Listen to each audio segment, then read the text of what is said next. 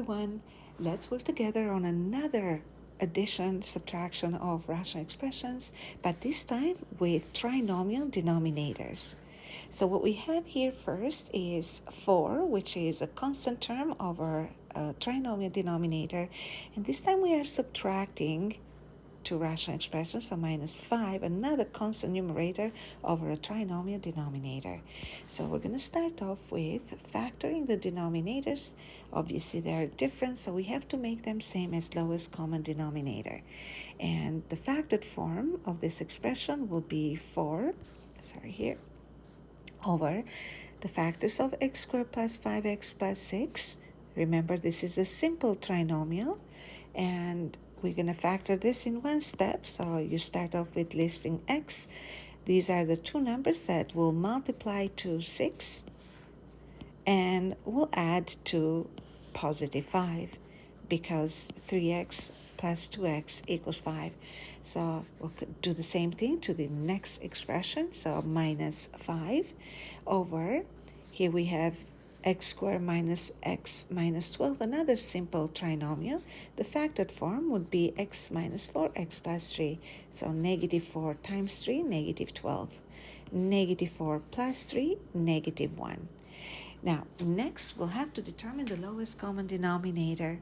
And this is where things get a little bit more interesting. So we're going to say that the lowest common denominator is found by inspecting first all these factors, and we look for factors that are the same. And what I see in here is a factor of x plus 2 that doesn't repeat in any of the other denominators, and then a factor of x minus 4 doesn't repeat in any of the other denominators, and x plus 3 is common to both. So what that means is that when we find the lowest common denominator, the one that is a common factor, common binomial to both, will be listed once, and then we will have to list the other two factors, separately. And this will make the entire lowest common denominator. Now, while we're at it, we're going to state the restrictions, and x plus 3 shouldn't be 0, which means that x has to be different than negative 3. X plus 2 shouldn't be 0, which means that x has to be different than negative 2, and x minus 4 shouldn't be 0, and means that x has to be different than 4. Now, our job is to make the denominator same, so we'll be able to subtract the expressions. And for this, I start off by rewriting this expression, more precisely this expression, leave a little bit of room between the terms because these denominators are about to get bigger, and we are going to write down each expression, and now we're going to make the denominator same as the lowest common. You see that x plus 3, x plus 2 is missing an x minus 4, so guess what? We're multiplying both numerator and denominator by a negative x minus 4. X minus 4x plus 3 is missing x plus 2, so multiply both numerator and denominator by x plus 2. Now, notice how I highlighted, I changed the color of the minus in here. It is very important to remember that the minus in front of a fraction acts as if this term here is negative, and it will multiply every term in the binomial later. Okay, so if this is something, or this is a mistake that you probably made in the past, and it's a very easy mistake to make, by the way, just try to highlight them and you will remind yourself more quickly and more intuitively. Now, next we will have to simplify our numerators and bring everything under the same denominator. So we have 4 times x, 4x, 4 times negative 4 minus 16, and then remember negative 5 times x, negative 5x, and negative 5 times 2 is negative 10, and everything under x plus 3, x plus 2, x minus 4. Now, we have to simplify the numerator. Let's look into the like terms. You see that 4x and negative 5x are like terms, and they will simplify to negative x, and negative 16 and negative 10 are constant numbers, negative no, or constant terms. Numbers are constant, so negative 16 minus 20, that will give negative 26 over the lowest common denominator, which is x plus 3, x plus 2, x minus 4. So this would be almost the most simplified expression, but remember that whenever we simplify rational expressions, everything must be expressed in factored and most simplified form. And the reason why is because we always want to double check that we have been able to find any common factors between numerator and denominator to simplify. And that's the reason why we need to take another look at our numerator and see if we can factor further. Now, whenever you have a negative leading coefficient is the coefficient of the term of highest degree. So in our case, it would be negative 1. We want to factor that out, and that will make it negative x plus 26, close brackets, over the lowest common denominator. And don't forget to list the restrictions in the final statement, and preferably list it from lowest to highest on the number line, and this would be the final answer.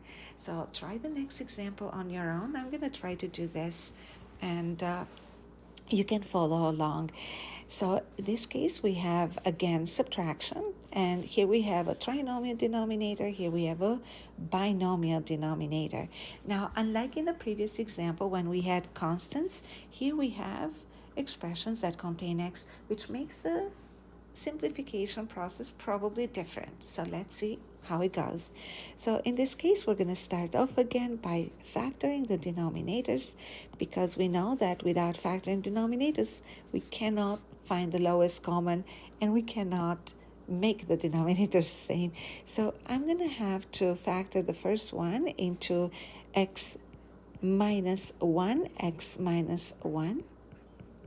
And the next one will be x plus 2, and then x minus 2, x plus 2, because the difference of squares. Now, something interesting that happens in here, notice that the numerator and denominator have a common binomial, and they easily simplify. Now, are we allowed to simplify? Yes, no, why yes or why not? The truth of the matter is that if we see a common denominator at the moment between numerator and denominator, right? Before we find the lowest common denominator and state restrictions, we have to consider one thing. Remember that when you simplify a factor, you also remove a restriction, so you make it invisible, right? And that can actually lead us to incorrect question or missing information in the simplification process. So what I would do is, in this case, start by stating the restrictions of each denominator. And as soon as you state the restriction, or as long as you stated the restrictions, you can simplify. Now, in this case, what we have in here is x minus 1, x minus 1. So we're going to say x minus 1 has to be different than 0, which means x has to be different than 1. We have the factor of x minus 2 in this denominator also has to be different than 0, so x different than 2. And x plus 2 different than 0, which makes x different than negative 2. So as you can see, we have 1, 2, 3 restrictions, and once you have listed them again, you can start simplifying, because the only problem that we have with simplifying is missing any restricted values.